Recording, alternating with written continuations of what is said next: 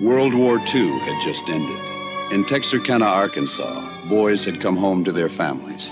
Husbands reunited with their wives. It was a happy, peaceful time.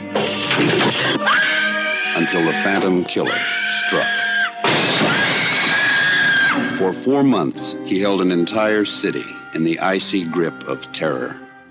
Now, Charles B. Pierce brings this incredible, shocking, and true story to the screen in The Town That Dreaded Sundown. We're not talking about actors. We mean a real monster. I brought her back. She'll live and I'll get her another body. I'm gonna kiss me, but don't let anyone see me like that. Please, doctor, help me. Biologically speaking, it's of primary importance that man should want to mate. Hey, that... You don't get all your kicks from surfing, do you? We want to be free to ride our machines without being hassled by the man. And we want to get loaded. You think you're gonna make a slave of the world? I'll see you in hell first. The American International Podcast. Are you ready? Hello and welcome to the American International Podcast. My name is Jeff Markin. And I'm Cheryl Lightfoot. And on today's episode, we are going to be looking at The Town That Dreaded Sundown from 1976. It's based on a true story about real-life murders and an unsolved mystery. It was directed by Charles B. Pierce and written by Earl E. Smith, with some uncredited writing by star Andrew Prine. Produced by Charles B. Pierce and Samuel Z. Arkoff threw his name on there as well. The movie stars Ben Johnson as Captain J.D. Morales, Andrew Prine as Deputy Norman Ramsey, Dawn Wells as Helen Reed, Jimmy Clem as Sergeant Mal Griffin, Jim Citty as Police Chief R.J. Sullivan, Charles B. Pierce, the director himself, as Patrolman A.C. Benson, a.k.a. Sparkplug, Robert Aquino as Sheriff Otis Barker, Cindy Butler as Peggy Loomis, Christine Ellsworth as Linda Mae Jenkins, Roy Lee Brown as Rainbow Johnson, Joe Catalanotto as Eddie LeDoux, Earl E. Smith as Dr. Kress, Steve Lyons as Roy Allen, Mike Hackworth as Sammy Fuller, Misty West as Emma Lou Cook, Rick Hildreth as Buddy Turner, and Jason Darnell as Captain Gus Wells. The film opens up in the town of Texarkana, which is a little town right on the border of Arkansas and Texas. It's a twin city situation. They each have their own government, but it's all one metropolitan area. The time is about 8 months after the end of World War II. Life is slowly getting back to normal. Most of the soldiers have returned home and are resuming their lives. There's still a few arriving here and there, though. And there's much optimism about the future in the air at this time. But that optimism is going to be short-lived because this is Sunday, March 3rd, 1946. And this is where the story proper begins. And we're told this via narration. This movie has a faux documentary style to it. Vern Stierman is our narrator. He interjects commentary throughout the course of the movie. At the beginning, he does give us the whole backstory of what it's like to live in Texarkana in 1946, and then tells us that the date Jeff just mentioned is the beginning of a reign of terror for the people of Texarkana and the surrounding area, a fear so indelibly imprinted that today, 30 years later, that the movie was made in 76, that today, 30 years later, people still speak of it fearfully, and that the incredible story you are about to see is true, where it happened and how it happened, but only the names have been changed. When the movie opens, we're watching teens leaving a movie theater after the show is over. They're all getting in their cars, and we see some suspicious shoes. We see a man just from the knees down walking amongst the teens as they get ready to go wherever they're going. And a couple of these teens leave in a car, and they go to park. This couple is Samuel Fuller and Linda Mae Jenkins. Sammy tries to put the moves on Linda. She's not really having it, though. She just stares straight ahead. And for some reason, he flops over and puts his head on her lap for no ostensible reason. But then his hand starts to do something that she doesn't like. She tells him to stop it. We see the blue jeans and boots approach the car, And on a longer shot, we see he's also wearing a mask of some sort, a hood. Just with the eyes cut out. So Linda shuts off the radio. She's heard something and she wants to give it a better listen. Sammy asks why she did it, and he's irritated with her. He tells her to concentrate on what's going on, and they bicker a bit, and she asks if he locked the car door.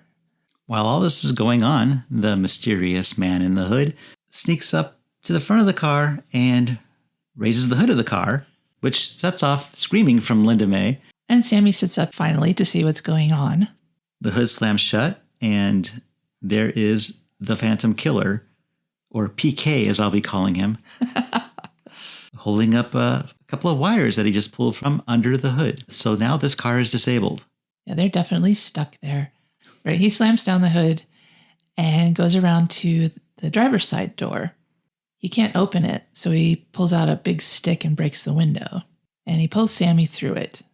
And we see blood dripping off the broken glass in the window frame.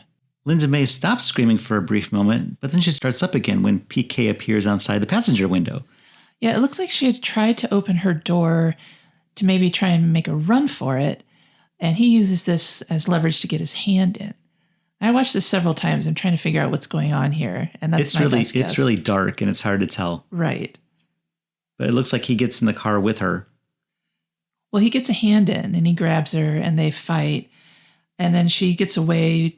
She gets out of his grasp and slides across the seat of the car towards the driver's side. And then he opens the door. He shoots her, and then he gets in. And then the credits start.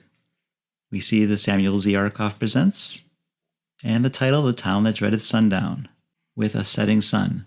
And as the credits continue, Linda May makes her way to the side of the road. There's nobody there at that moment. She's pretty messed up, but eventually a car does come along. And things happen quickly now because as the credits are ending, we see police officers at the scene, we see an ambulance, and we see Deputy Ramsey. So they're loading Linda into the ambulance, and then a second ambulance, it kind of looks like an army truck, comes up, and Ramsey tells this driver to go back into the woods to pick up Sammy. He's still alive, but he's hurt pretty bad. But he obviously didn't manage to crawl to the road, so they have to kind of go off-roading to pick him up. So now we're at the hospital, and the police are trying to question Linda May as to what happened and who did this to them. But she's under heavy sedation at the moment, and the doctors say that she can't really speak right now, and now is not a good time. They ask if they could speak to Sammy, and the doctor says, no, that's not going to work either. He says Sammy was beaten about the head and neck with a blunt instrument. Sheriff Ramsey wants to know if Linda was raped. The doctor says no, there's no evidence of that. But her back, stomach, and breast were heavily bitten. Literally chewed. Ew. And now we cut to the police station where there was a lot of police business going on. No leads as of yet. And it's basically an opportunity to meet the law enforcement agents that are on the case. Yeah. So the police chief is Chief Sullivan. We also have the other sheriff, Barker. And they're all having a catch-up session on what they know so far. Which is not much. And we're also introduced to A.C. Benson, who is new to the force, only been on the force for about 4 months. And he's played by our director, Charles B. Pierce. And his purpose is comic relief. Yeah, he goes by the name Sparkplug for some reason. We never find out why. And he does a bit of business where he takes a call from a Mrs. Kiner. Apparently there's a domestic incident going on. He tells her to put her husband on the phone, says, don't do that again, then gets her back on the phone and says, well, everything's fine now. But, if you don't tie up your mangy dog, next time I come over there, I'm going to put 6 bullets in it. All this while another dispatcher, a female one, looks on in amused approval at these goings-on. But Chief Sullivan overhears this and has words with Sparkplug about his phone demeanor. Yeah, don't threaten the citizens. That's not your job. Unfortunately, whatever he said to Mr. Kiner didn't work because Mrs. Kiner calls back. It happened again, whatever it was that happened, and Benson says he's on his way. But tie up that dog. Now we're introduced to Howard W. Turner and Emma Lou Cook. And they have been seeing each other for 6 weeks, and he's just back from the Army. Yes, and there's a pertinent piece of information here. He's 29, she's 17. I guess it was a different time.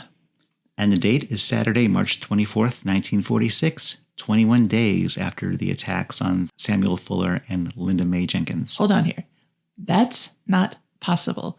If March 3rd was a Sunday, 21 days later would not be Saturday, March 24th. It would be Sunday, March 24th. So, sorry, a little continuity error here. I only believe what I see, and I saw Saturday, March 24th, 1946 on that screen.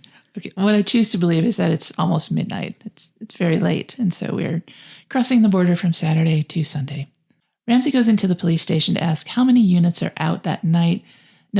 He notes that it has been 3 weeks since the last attack, and he wants those units to check all the lovers' lanes in town, of which there must be many. There hasn't been any sign of PK since that initial attack, but he's got a feeling about tonight. The officer on duty says, well, I can't do that. We have to call the chief. He's at home. And Ramsey doesn't really want to do that. Not based on a feeling. Right.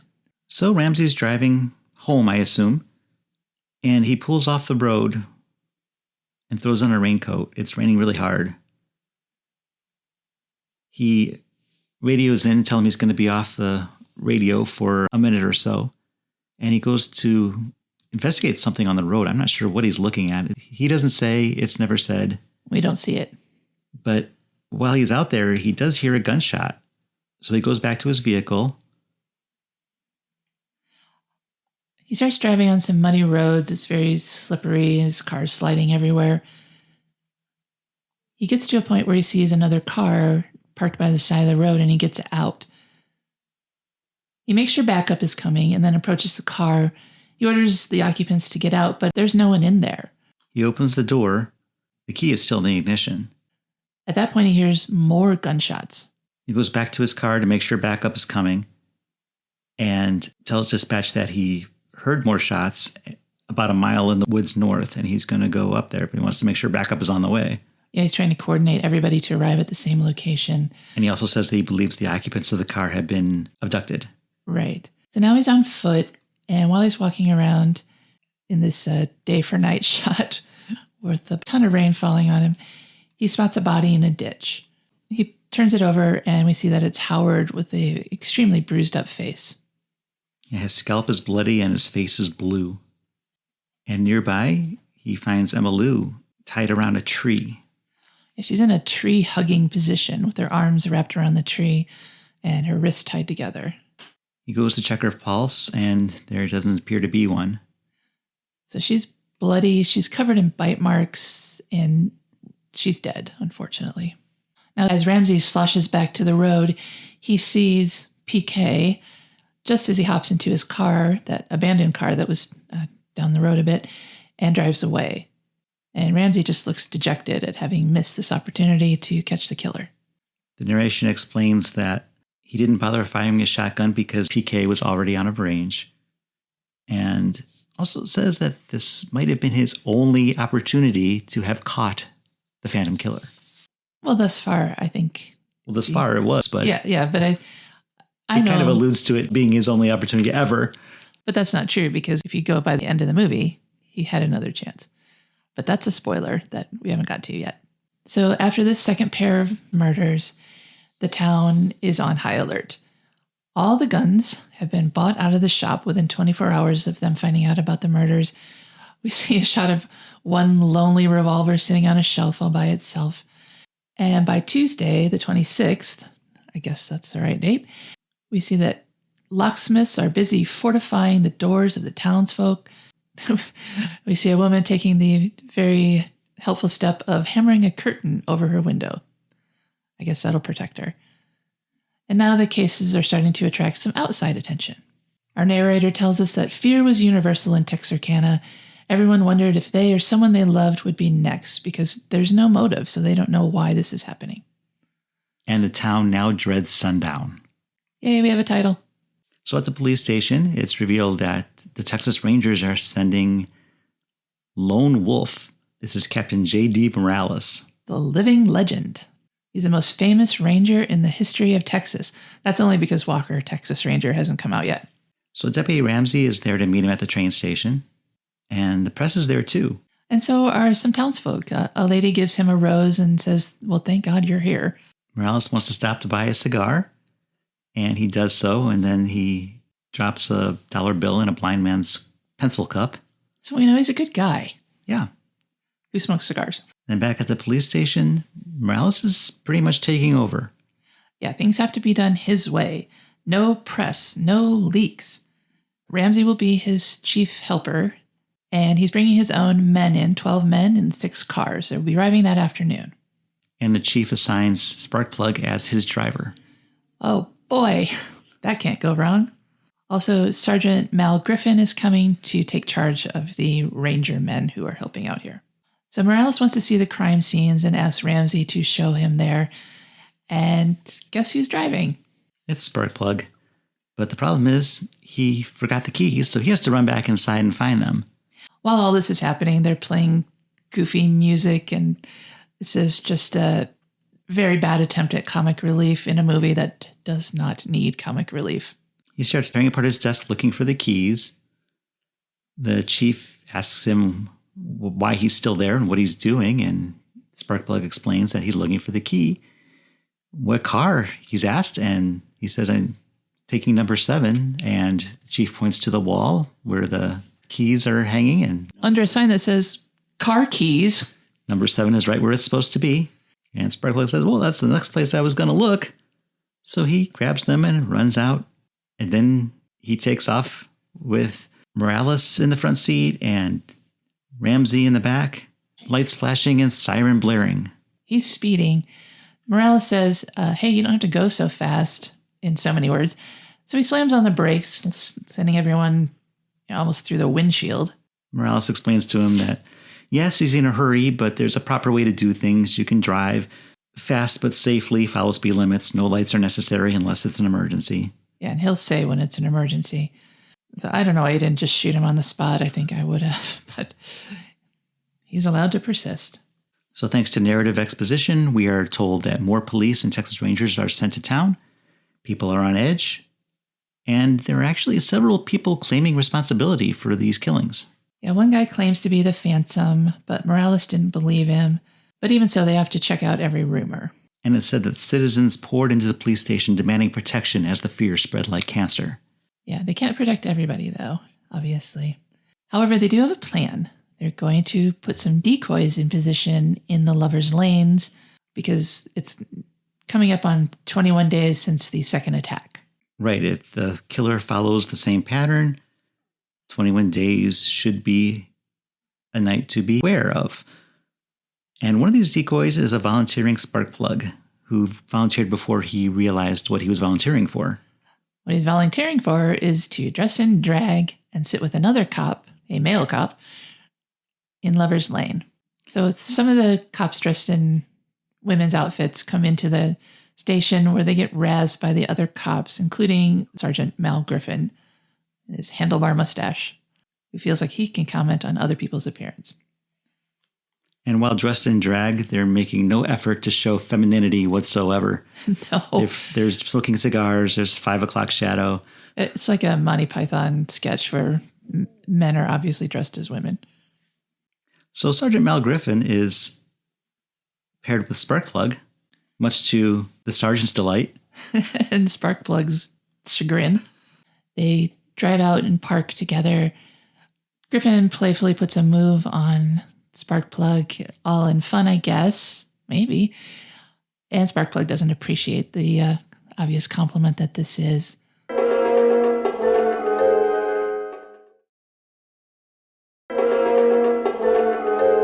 We cut to the Arkansas High School gym where it's prom night.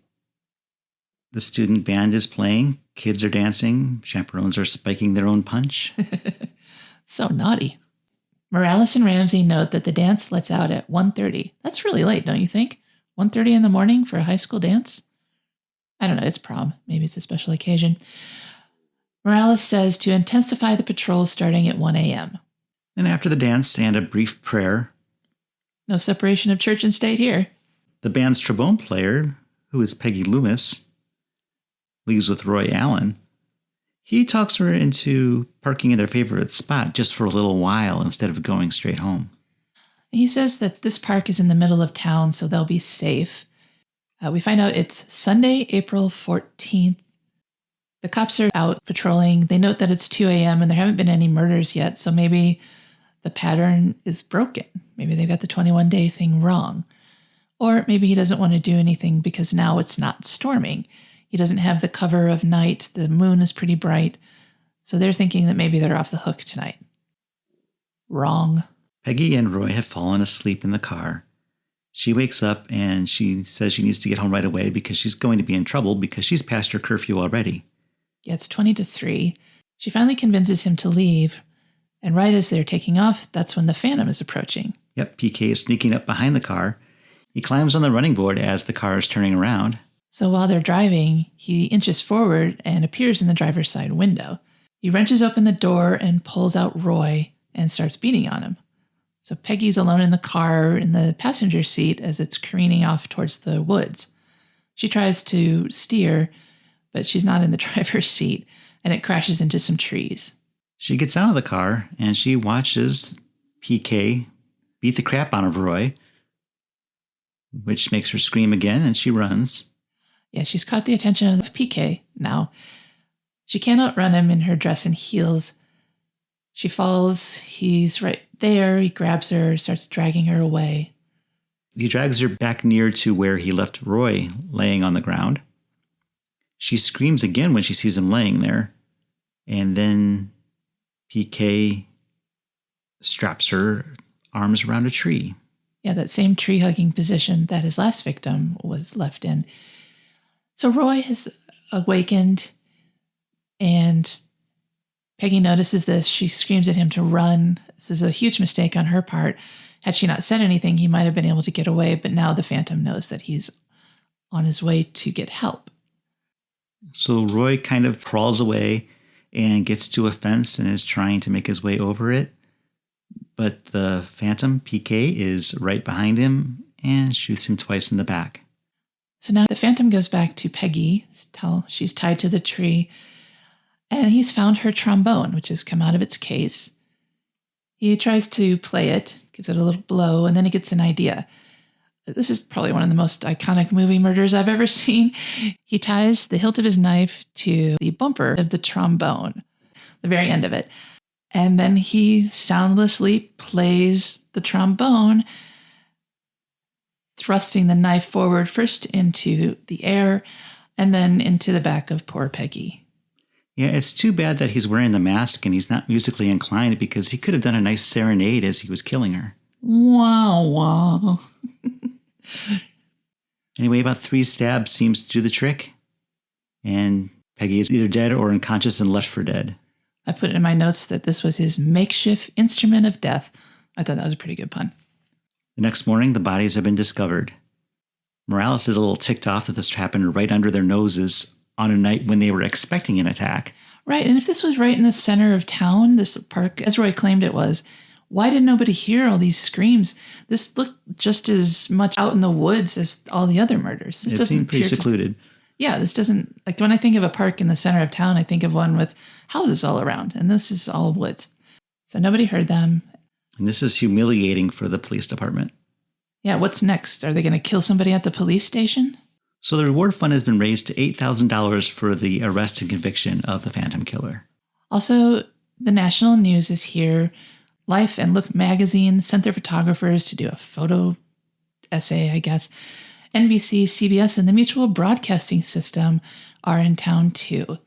Morales has an impromptu press conference in front of the police station. A reporter asks Morales what he thinks of what Dr. Kress, a psychiatrist at the prison, has to say about the murderers. And Morales says he really doesn't. He doesn't think anything of it. Then the very next scene, we're at a restaurant and several of the police officers and Morales are having dinner, and Dr. Kress himself is joining them. He comes in, he orders a steak, and has a little banter with Morales to say, "Thank you for sending me so many customers." And then he gives his diagnosis of the killer. He says the odds are against this killer being caught, and that the attention that this case is getting is a source of pleasure to him. His psychological profile of this killer is that he's a sadist, motivated by a strong sex drive, that he's between 35 and 40 years old, very intelligent. He likes the game. He likes to be hunted. He knows the scope of the investigation, and they know nothing about him. That's why the odds are against them. And that the biting is what gives him sexual satisfaction, even though there is no actual rape involved. He also says that he's insane, but not in the usual sense. He may very well be a person of stature within the community who is able to hide his degenerate tendencies. He doesn't want money because he never robbed any of the victims, but he has a strange, sadistic imagination. While this conversation is going on, the camera shows us a pair of legs and boots that look like the boots of a killer. Our killer. So we're meant to believe that PK is dining at the table next to them. A very strange coincidence. Or did he plan it? Did he know that they were all going out to dinner? We don't know. Anyway, he pays his bill and leaves. As he's leaving, though, the final words we hear from Dr. Kress are that now he's probably going to change his pattern because of the manhunt. So if he wasn't going to do it before, he probably is now. Now at the police station, there's a man making a report. He said he's never been more scared of anything in his life. He was just robbed by someone who claimed to be the Phantom Killer. This is Rainbow Johnson. He had picked up a stranger with no gas who had a gun, and while he's driving him out to a gas station, which turned out to be a lot further away than he was told, the stranger tells Rainbow that he is the Texarkana Phantom Killer. He killed 5 people. The stranger took Rainbow's wallet, thus ensuring that he knew where Rainbow lived and could come back and get him at any time should he report the incident to police.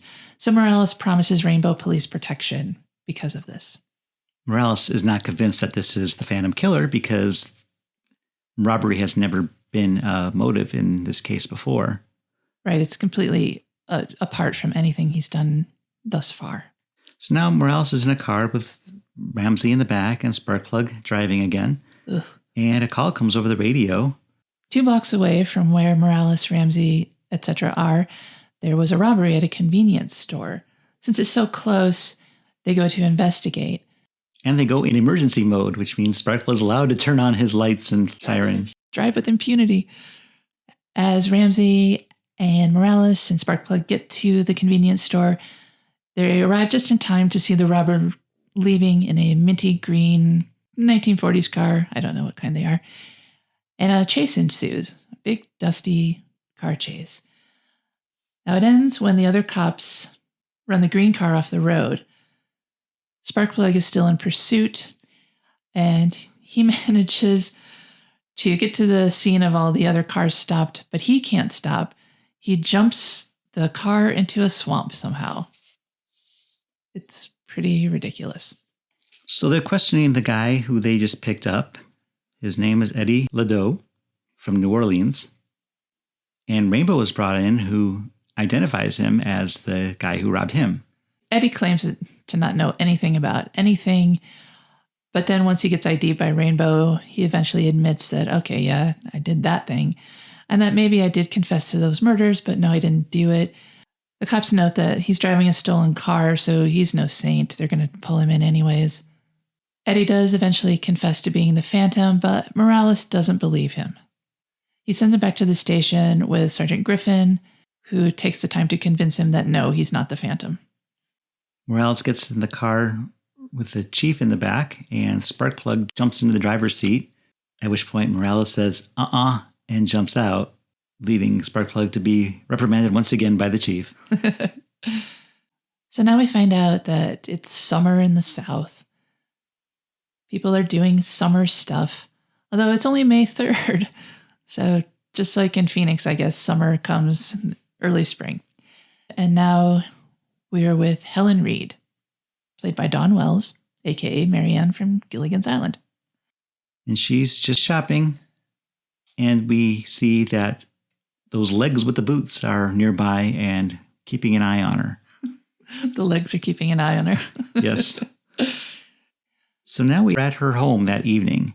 She's brushing her hair, and she hears a noise. Sounds like somebody's walking around outside. She calls to her husband, Floyd, who's out in the living room reading the paper. He doesn't hear anything. But seconds later, we see PK in the window behind Floyd. He's got a gun, and he shoots. And he hits Floyd in the head. Helen calls back and asks if Floyd has broken something. And then there's another shot to the back of Floyd's head. He's not quite dead yet. Helen rushes out, sees what's happening. She sees her husband fall forward from his chair, and she immediately goes into the kitchen to call for help. However, it's the kind of phone where you have to crank it and then ask the operator to send help. And she does this a few times, and there's no answer. By the time she does get through, PK is at the door. He kicks in the door and manages to shoot her twice. The first time he just grazes her face. And she does this horrific, it's not supposed to be funny, but what happens is she rolls her eyes in her head. She rolls her eyes at this shot and stumbles and falls. And all this time, the operator is saying, "Operator, operator." Not sure where the second shot goes, but it seems to be more than just a graze. She crawls outside, and he's still looking for her inside. He follows the blood trail that she's left behind, goes outside, and there's a handy pickaxe just by the porch there. She's made her way to the cornfield. So she's crawling through the corn. Very carefully. And he's still on her tail. He knows it's because he finds one of her pink slippers that she's lost. So he knows he's on the right track. This was really shot at night because we can see the moon in the sky, although it's not terribly bright. After a few suspenseful moments, Helen makes her way to a neighbor's house. She shrieks for help. All we hear is a barking dog, though, so that made me wonder, is this the Kiner's house? The one that Benson was talking to in the earlier part of the movie? If it is, we'd never find out. She crawls around to the front of the house and collapses. The dog is barking. The lights come on, and a man with a shotgun comes out, and this scares PK away. He notices that Helen is down on the grass in front of his porch, and he goes down to see if she's okay. She's not okay, obviously. His wife appears at the doorway, tells her to call an ambulance. The narrator tells us that Helen survived, even recovered from her wounds, not her husband, obviously. But now people are boarding up their windows due to this unprecedented home attack. And that they're afraid to even walk by their windows after the sun goes down. And newspapers have given up on morning deliveries, and there's no Western Union deliveries at night. So I guess you get your telegrams during the day or not at all. Police presence has increased in Texarkana. If the manhunt intensified, but I guess what you could call the scheduled attacks have ceased because the next 21 days go by and nothing happens. The investigation continues, but there's not much more to go on. There's a cat trapped in a trash can that scared the homeowner, but it turns out to be nothing, obviously. They've discovered that bullets from Helen's body matched those that were removed from the bodies of Roy Allen and Peggy Loomis. So even though Helen's attack was less than 3 weeks, as scheduled, it has now been confirmed to be that of the same killer. Morales says that perhaps the killer got arrested for another crime, and that's why he's not killing anybody else. Ramsey asks if maybe it was that fellow in Shreveport, and Morales says that his alibi looks pretty good, so no, it's probably not that. Ramsey's afraid that they'll never catch him, and Morales says, yeah, it'll probably be a miracle if we do. But just then a call comes in. An abandoned car has been found, and its description matches that of the one Deputy Ramsey saw that night when he unsuccessfully stalked the Phantom Killer. That was the night that Emma Lou Cook and Buddy Turner were killed. Morales says maybe this is the miracle that they were looking for. They arrive at the car where it was abandoned, and Ramsey thinks, yeah, this is the one that he saw.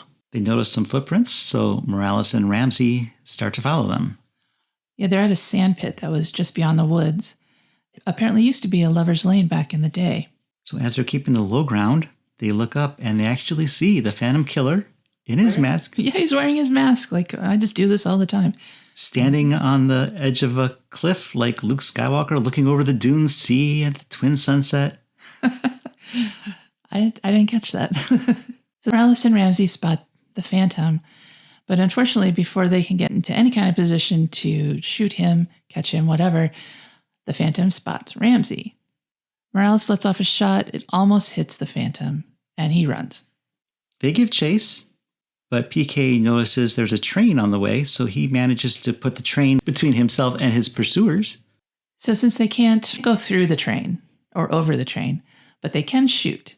They shoot under the train across the tracks, and they do manage to hit PK, and he goes down. But he's not out because he still managed to get away. Once the train has finally passed, Morales and Ramsey go across the tracks where the killer should be if they had actually killed him, but he's not there. But there is blood, so it's time to bring in the bloodhounds. Right. After they release the hounds, we see the Phantom running, but he's smart enough to run through the creek, and the hounds have lost the scent. And the Phantom has got away. Then narrator closes out things by saying that no one knows what became of the Phantom Killer. Some believe he was convicted of a crime and imprisoned in Kansas. Some believe that he died in that swamp.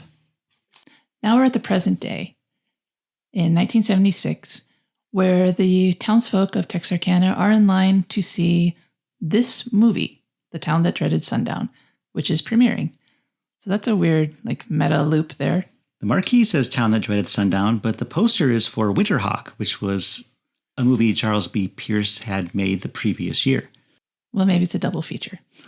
The narrator says, if you ask people today where he is, most would say he's still living here and walking free.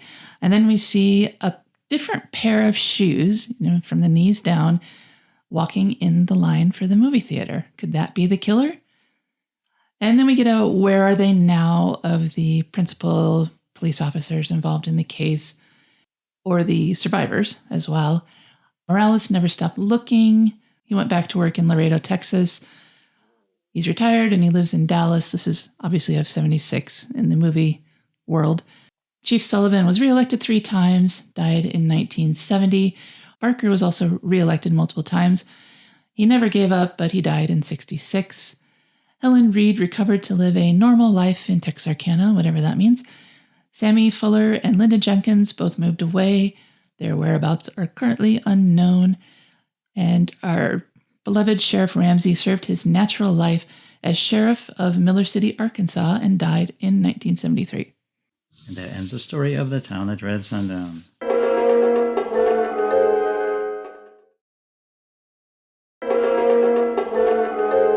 Welcome back to the American International Podcast, where we're talking about The Town That Dreaded Sundown from 1976.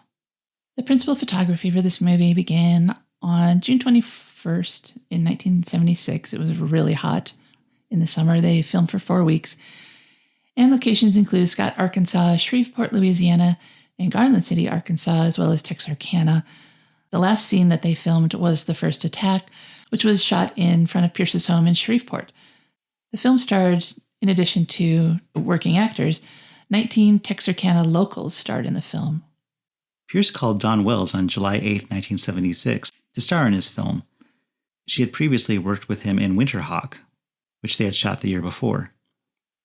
She arrived by plane in Texarkana before noon the next day. She stayed in Texarkana for 6 days, but completed her scenes in the first 2. While filming the cornfield scene, Wells was almost attacked by a pit bull. That's so weird that they had the barking dog on set and not in post. But there was a barking dog. But you usually do that in post. You don't record sound effects on... Oh, maybe it wasn't intentional. This is a low-budget production. Wells wanted to talk to Katie Starks, who the character of Helen Reed was based upon, but Katie refused to talk about that night. The Town That Dreaded Sundown was Wells' 4th film and her 2nd time working with Pierce. During her stay, she did not read the script. She relied on the director instead. She said that was the way she wanted it. Wells explained, acting-wise, it's an extremely emotional role. I didn't want to pattern my interpretation after anything. I wanted to go on my own feelings. Andrew Prine, who played Sheriff Ramsey, wrote the last fifth of the film himself because it had no ending. That's the train chase sequence. So that just pure invention on set. Both he and Ben Johnson were hungover because they had gone out the night before filming that scene. And he also relayed in a commentary that we watched that during the rain scene, a snake made its way onto set, and crew members were yelling at him that there was a moccasin, a snake there. But Andy wanted to finish the scene without reshooting. So he said he and the snake became good friends for a while, and then they shot it. Taglines for this movie were, "Not everyone who comes to this lover's lane has the same thing on their mind," "A true tale of Texarkana terror," and in 1946, this man killed 5 people. Today, he still lurks the streets of Texarkana, Arkansas. That proved to be a very controversial tagline. After Texarkana city officials threatened to sue, Pierce tried having that statement removed from the poster, and the last part of the phrase was censored or removed in advertisements, but it did remain on several posters. The film was released theatrically in the United States by American International Pictures in December of '76, and internationally beginning in '77. It was played at drive-ins until the end of '77, and it made its television debut in June of '78. The town that dreaded sundown was the beginning of a new relationship between Charles B. Pierce and American International Pictures, where AIP would produce his next few movies. Grey Eagle in 1977, The Norseman in 1978, and The Evictors in 1979 would all be distributed by AIP. Of the cast, Ben Johnson, who played Captain Morales, had previously appeared in Dillinger, and he would go on to appear for Charles Pierce in Grey Eagle. Jimmy Clem would go on to appear in Grey Eagle and The Evictors, both for Charles Pierce, and Sidney Butler would also appear in Grey Eagle. I think he's one of those directors that like to use the same cast over and over again. Though the popularity of drive-in movies had begun to wane by '76, this film appeared on many such screens in the South and became a late-era hit for AIP. But this did not endear it to critics.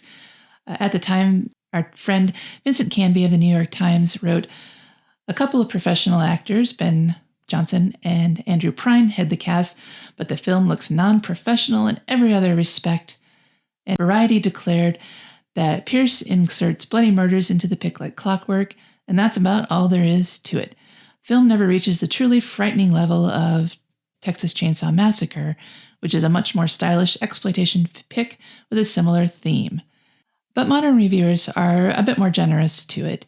Scott Weinberg from FearNet gave the film a positive review, saying, "Arguably the most accomplished feature from the late Charles B. Pierce," which may not be saying much, but he specified, "While the movie offers a slightly stodgy voiceover narration and some moments that seem plucked straight out of 1970s police procedural 101, including a few painful moments of cop-related comic relief, it also delivers some legitimately effective atmosphere, several cool character actors doing fine work, and a handful of sincerely creepy moments."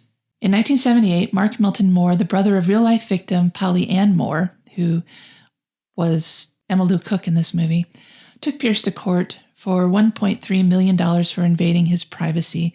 He claimed his sister was depicted as a high school dropout and a woman with loose and low morals in the film, when in fact none of that was true.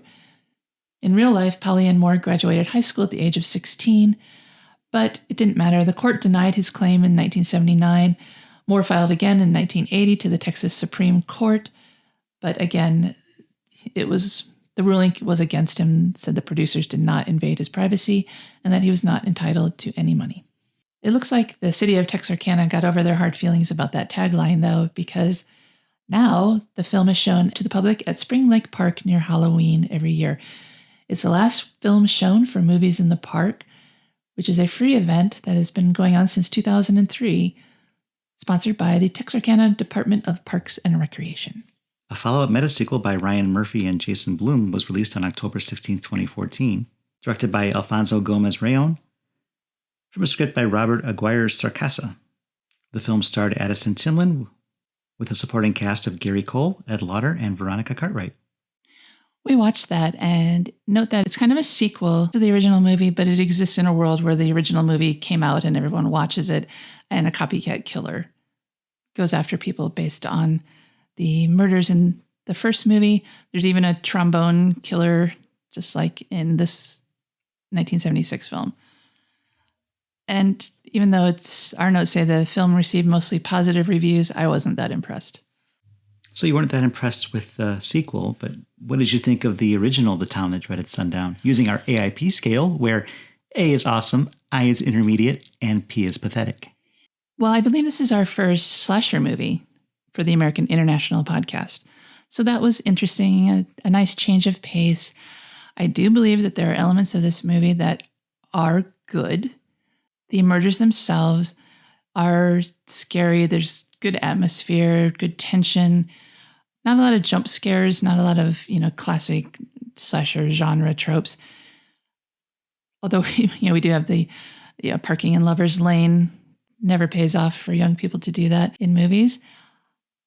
However, despite all that, and despite the setting, which I thought was really good, 1946, small town just after the war, obviously that's the way it really happened, but it's also a great setting for a movie, and it was well realized in the film. The comic relief business was so unnecessary and such a distraction from what otherwise would be a pretty decent movie. Also didn't care for the narration. Didn't think it was necessary to have that much of it. This is obviously not a documentary, so they don't need to treat it like a documentary. And as always in storytelling, it's better to show and not tell. Acting, fairly good. Obviously, we love seeing Dawn Wells.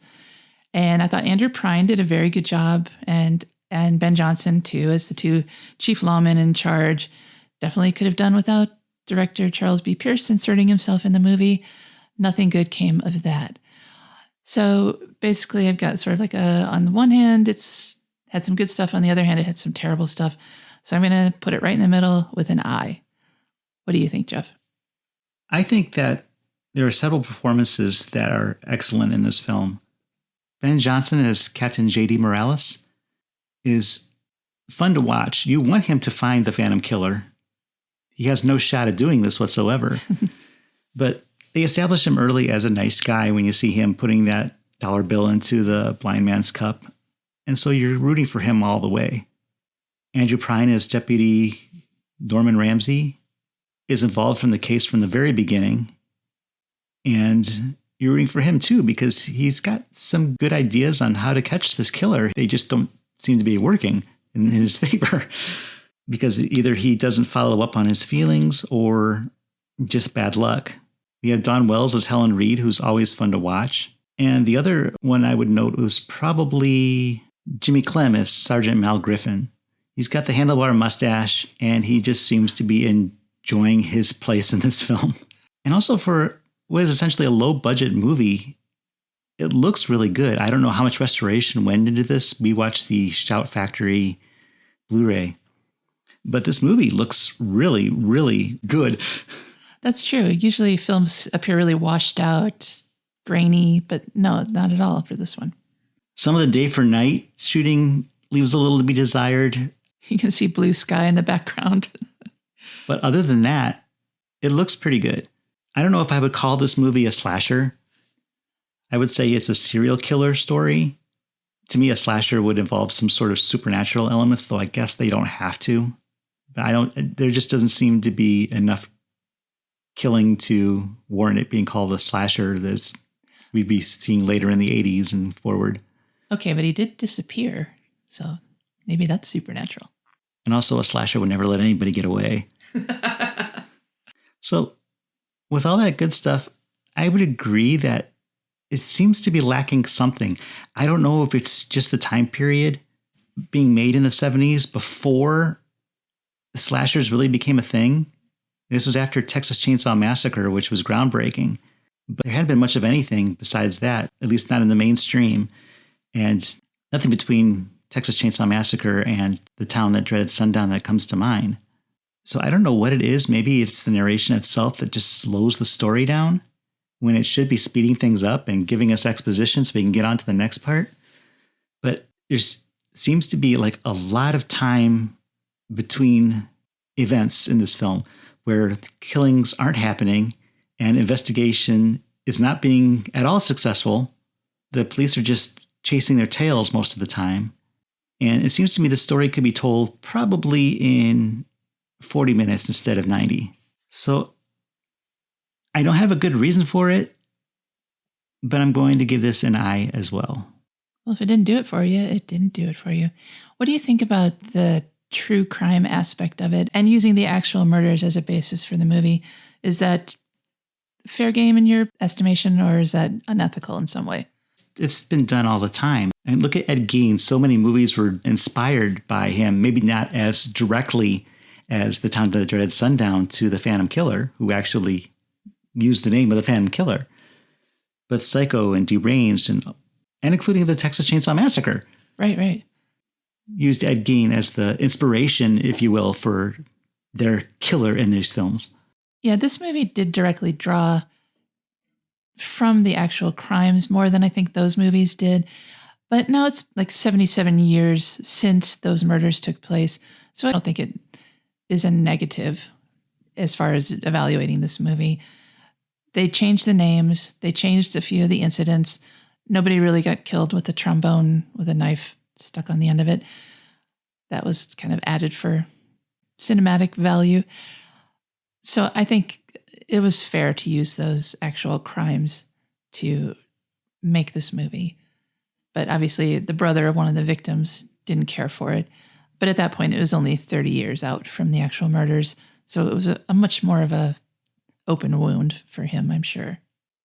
No, I think that doing a fictionalized account of these actual murders like this, changing the names, maybe embellishing the story a little bit for the sake of the film is better.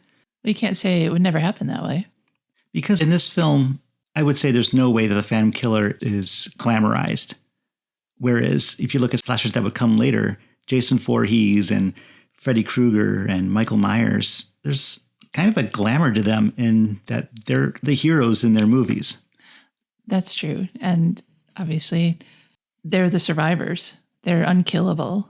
So they carry on while the victims are just forgotten. You remember some victims here and there, like Kevin Bacon, but mostly it's the killer that's the star of the show. And I think here we paid a lot more attention to the victims, and we lived in their lives a lot more than we do the killer's life, because he's a phantom. He's an enigma. We don't know anything about him. So we can't identify with him or consider him the hero of this picture. The real heroes of this movie are the law enforcement, Morales and Ramsey. Very true. And I think that will wrap up our episode on The Town That Dreaded Sundown. I'm Cheryl Lightfoot. And I'm Jeff Markin. And until next time, we'll meet you at the drive-in. Follow the American International Podcast on Instagram, Twitter, and Letterboxd at AIP_pod and on Facebook at facebook.com/American International Podcast. The American International Podcast is produced and edited by Jeff Markin. A man whose mind is distorted by hatred. And Cheryl Lightfoot. A girl hungry for too many things.